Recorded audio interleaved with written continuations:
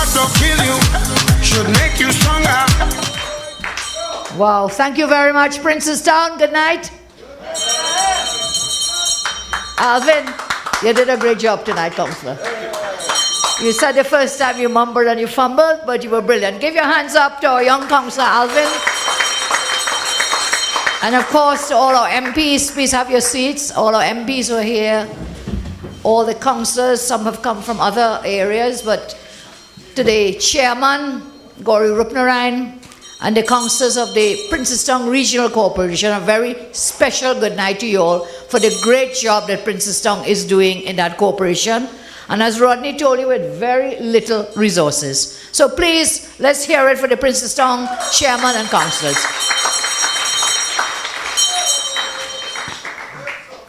Well, I know Councillor Ramdan Nello spoke earlier, Councillor Derek and Chairman Gauri.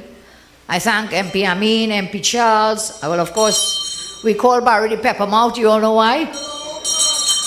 Because Barry won a pepper eating competition. And since then, he's always on fire every time he speaks. So, my brothers and sisters, all UNC family, thank you very much for coming out in your numbers. You know, this morning when I saw all the rain, I thought maybe we get washed out or flood out, but I see the rain will not stop you, and the sun will always rise again. So Bellman, give it up for Bellman, who has been with us all the time, forever. So I'm happy to be with you in a kind of open meeting. I think the first one-on-one meeting we had was in the Congress we had in Vancouver, last Saturday, and many of you would have attended. It was a fantastic Congress meeting, and this is the second time since the pandemic that we are actually meeting you face to face. And I think we must give praise and thanks to the good Lord that we can meet each other one-on-one and share some words. Look, I have a long speech here which I'll just put away. Let me just talk to you. I want to talk to you. You know, tomorrow we go to Parliament. My colleagues have shared with you the difficulties and the challenges we face in that Parliament. Do you know what bill we are going to be doing in that Parliament tomorrow? They are bringing a bill to Parliament tomorrow to allow CARICOM nationals, that is from Grenada, St. Vincent, all the CARICOM countries, they are cousins, brothers and sisters in the CARICOM. I have no problem. But those in the CARICOM, we all share a common history, a common thread, a common culture. Talk about the CARICOM, Belman, not Venezuela. Talking about CARICOM. And they want to allow workers from the CARICOM Islands to come to Trinidad and Tobago to work. Now, nothing is wrong with that. But not at this time. Just 2 days ago, you fired over 400 TSTD workers. On the Rowley's watch, over 100,000, 120,000 persons have lost their jobs. So why you want CARICOM people to come here and work when Trinidad and Tobagonians can't get a job, when they're losing their jobs? So we will not support that bill tomorrow. We will not support it because we say, they always tell us, home first. Take care of your home. You know, there's a story. They say if you're flying on an aircraft and you get a dip and the oxygen drops, what do they tell you to do? If you're there with your child or your children, what is the first thing you must do? You must put on your mask first. And so I say home first, Rowley. I am not against the CARICOM. I am not against any Caribbean national, but I say home first. Jobs for people of Trinidad and Tobago first. And the people that want to allow to come, they are not like, with skills that are rare skills, specialist skills. They want to bring in people like security guards. They want to bring in people to work in those fast food stores. They want to bring in people to do the ordinary jobs that ordinary people in Trinidad and Tobago can do and will do. People are begging, they come to our offices, MPs will tell you, the councillors will tell you, please, I need a job for my child. My son, he has a wife, he has 2 children, he needs a job. And there's nothing we can do. But I can remind you of this. When we were in government, we created over 50,000 new jobs. And we did that without raising a single tax. That's important. This government's only strategy is tax, tax, tax. Borrow, borrow, borrow, and spend, spend, spend. And spend where? For friends and family and financiers. So the ordinary people of this land, food prices every day, food prices every day. Last night someone was at my home, we had a little meeting, and he told me, Melvin is his name, he's up from Central. He said, leader, pressure. Melvin is a real big mouth guy. Eh? Leader, pressure. He said, listen, I used to be able to buy a whole chicken. Now I could only buy and eat chicken foot. He said, I can't buy whole chicken again. The price has gone so skyrocket high. And it's the same with all the items. Oil. Oil is a thing we all use, cooking oil. That has increased, several times that has increased. So food prices skyrocketing. Then crime out of control. And jobs, lots of jobs, and no creation of any new job. I think the only industry that is growing jobs is the criminal industry. There's more and more criminals. The commission now saying they have a new kind of gang. We heard about gangs. PNM knows about gangs well. They stood up in the parliament and they told us they brought an anti-gang bill. They said, we know every gang member. We know their names. We know where they live. We know everyone. So just pass this bill and we'll pick them up. The rest is history. We passed the bill. We gave them the support. And today, the gangs are more and more. And the acting commissioner of police tells us now a new kind of gang. A gang now that is specializing in home invasion. Do you understand what that is? You in your own yard, your little children playing in the yard. And home invasion, they just invade your homes in broad daylight. That's the new criminal enterprise. And this mindless Hines, as Minister of National Insecurity, cannot find one plan, one policy, one strategy. I want to remind you, when we were in government, serious crimes came down.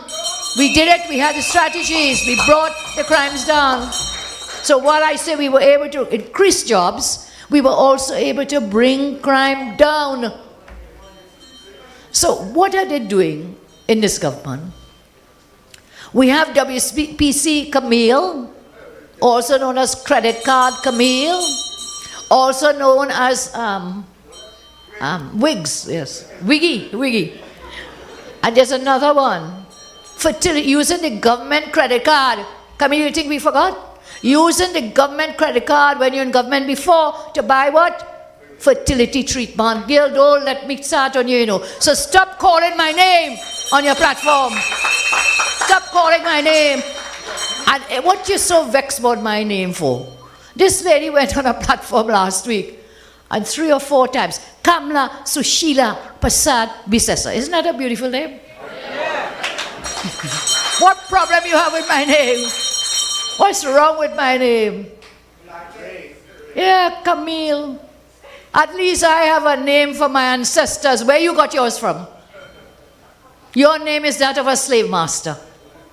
So be real, understand. We respect you. We respect ourselves. And I told everyone last time I spoke down in the Pinal Rock Road Hindu School, be proud of who you are. Be proud of what you are. In this country, the people of this land, we have come from the greatest nations of the world. That is what will make us a greater nation and make us a great people. Why? Our forefathers came out of Africa. They came out of China. They came out of India. They came out of Europe, all over the world. We have a melting pot of people here. Come here. So leave my name alone. I like my name. I like my name. I don't want yours. You keep yours. And we are happy with our names. All our people are happy with their names, whether they came out of Africa, they came out of India, out of China. Leong Po is here tonight, I think. David Lee's here too. People from every great country in the world came here to build a better place for all of us to live. So let's praise and give thanks for all of our fathers who came, wherever they came from, who came here, settled here to make a better life for themselves and their children. Now, I shared with you, I talked to you about the joblessness. I talked to you about the crime. I talk with you now about no plan, no vision, and no mission to create jobs, to create revenue streams, to make our country a better place. When we were in government, we had the highest inflow coming in of foreign direct investment. That helped us to bring in more revenue and to grow the economy. Under this government, we have minus FDI. You know what that means? The money flowing out. No investment coming in here. The last great investment we did, they want to take credit for it. That's the plant down in going down to Palaseco, Labrie, the Mitsubishi plant there. That was under my watch. Last one, not the plywood. They promised you plywood, and up to today we do not have the plywood factory. So their promises never materialize. PNM promises never materialize. They're very good at talking. Now, I shared with you some of the disasters in the legal field on several occasions. The last one I shared with you had to do with Ashton Ford and two other PNM persons who were appointed as foreign service officers abroad.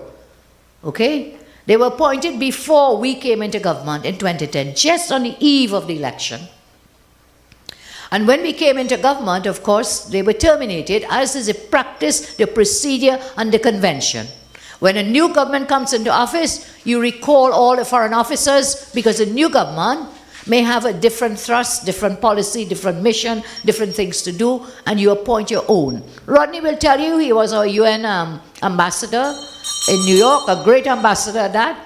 And when we lost office, what happened, Rodney? They fired you? You came back. They called everyone back. So Ashton Ford, the daughter of Mr. Chambers, former Prime Minister, and another person, I can't remember, but three of them were straight PNM persons appointed in these diplomatic positions.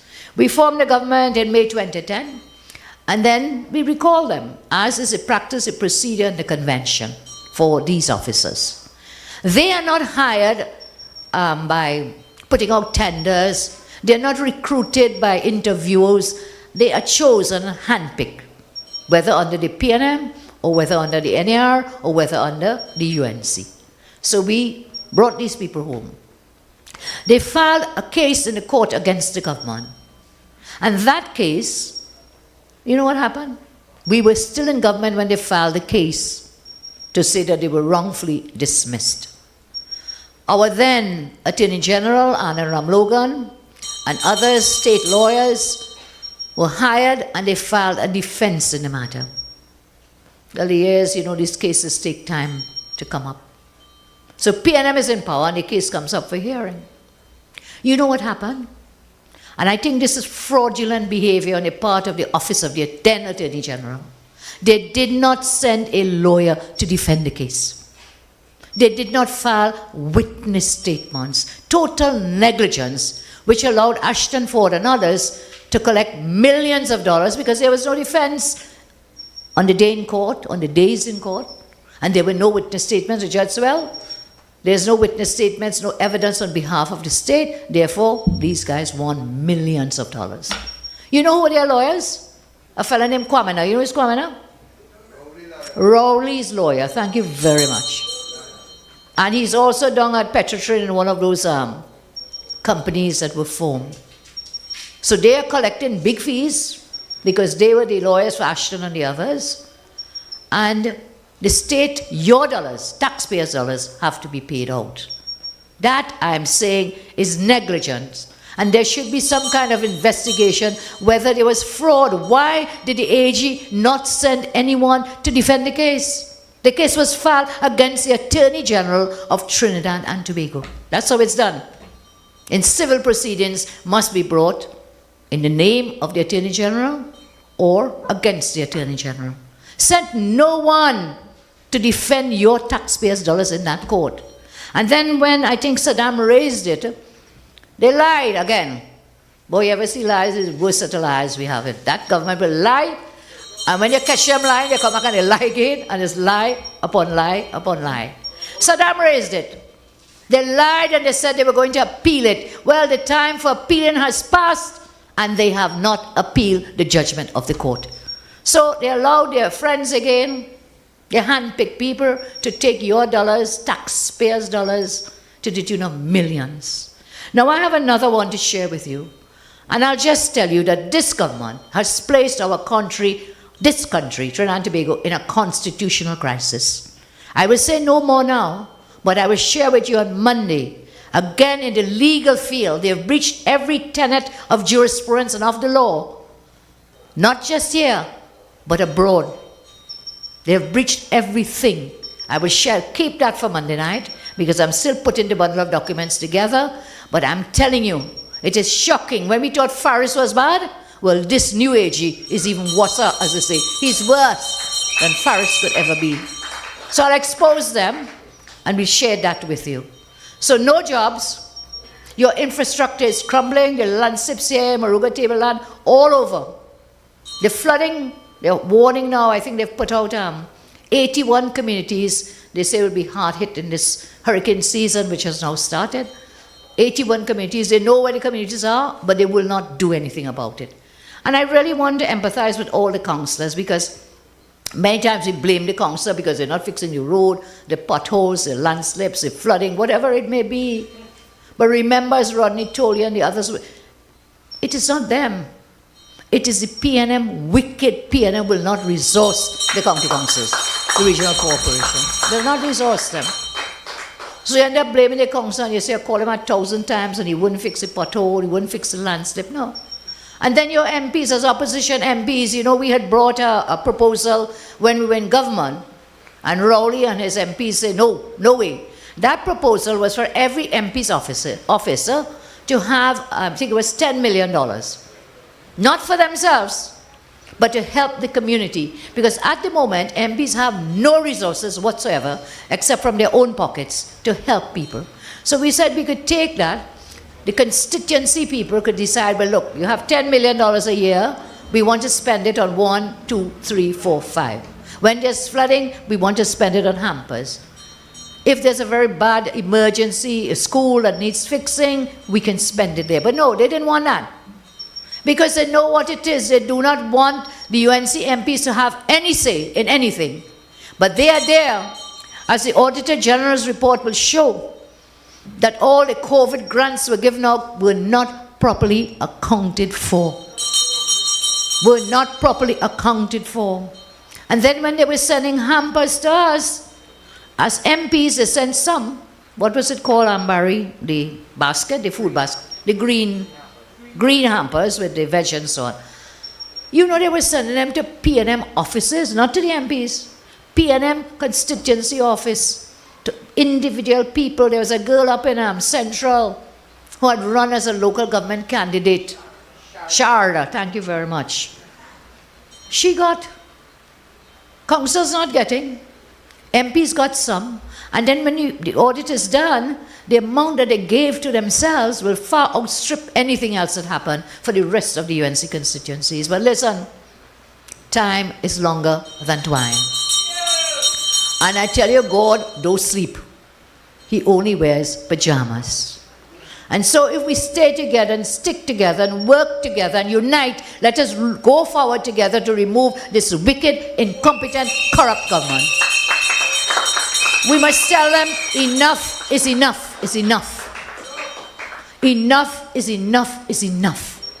And you know, UNC people, you don't like to behave bad. I'm not asking to behave badly, but you have to stand up.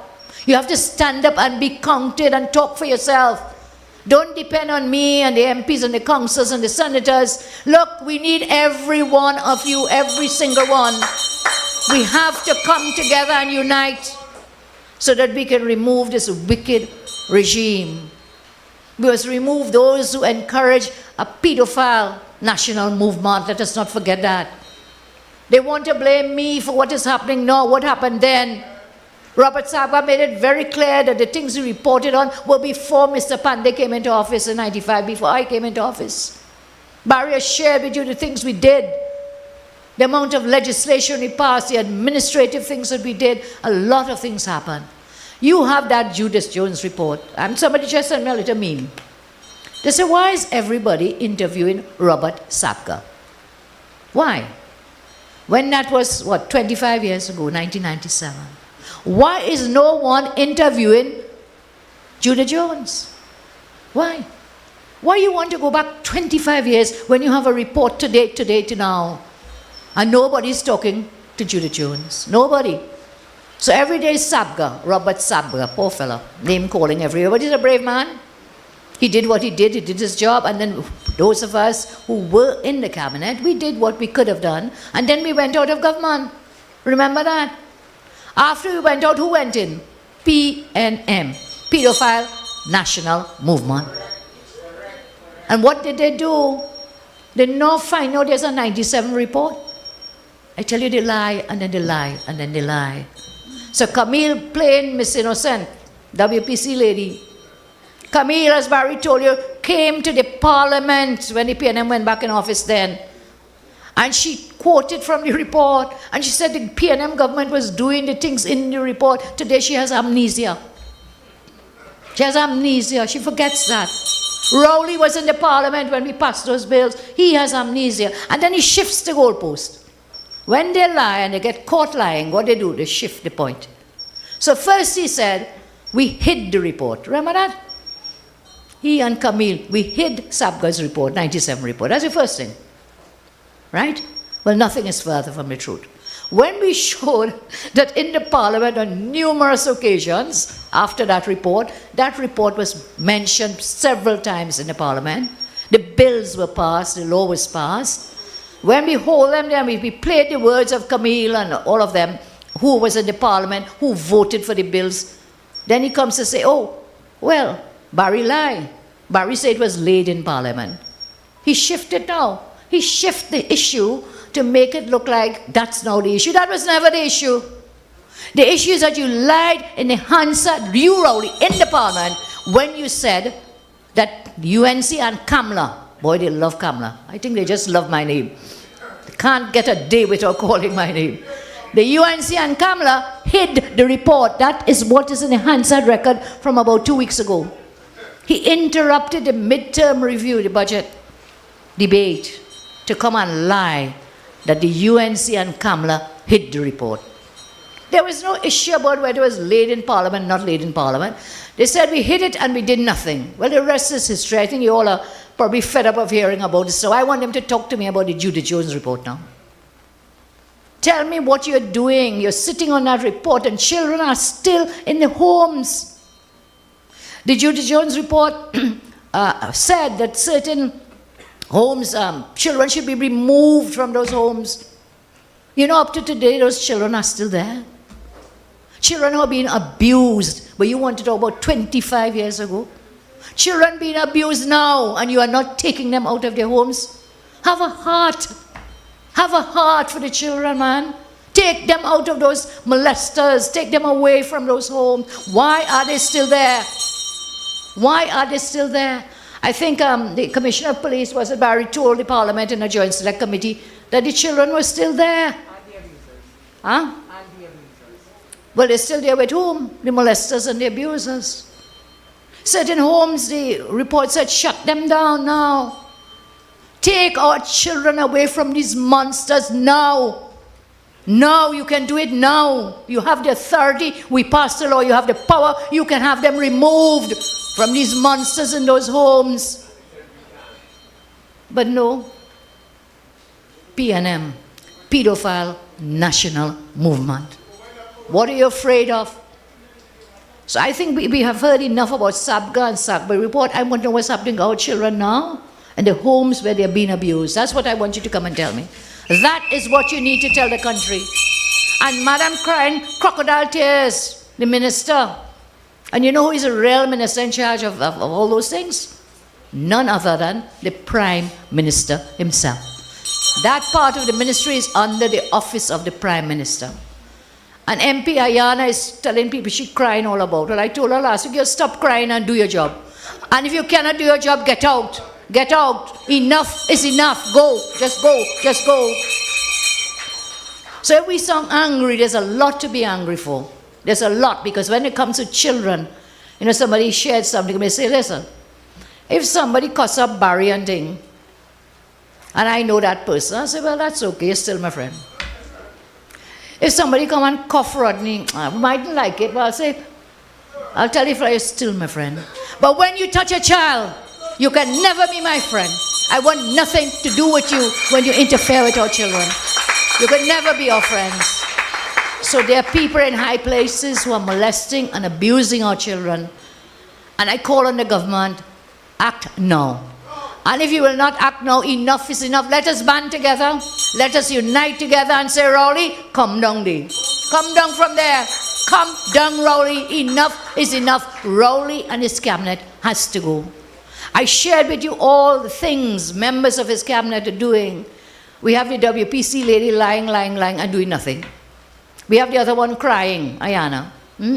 We have Faris still cannot account how he sold his car but never registered the selling of the car to his friend, Kewal Singh. You have Foster, who is under investigation, not about one matter, several matters. That whole cabinet, whole bunch of incompetent persons, each one, each time. And I promise you, on Monday, I'll tell you more about the new Attorney General of Trinidad and Tobago. God bless you. Let's stay together, work together, and go safe and be strong. I thank you very, very much.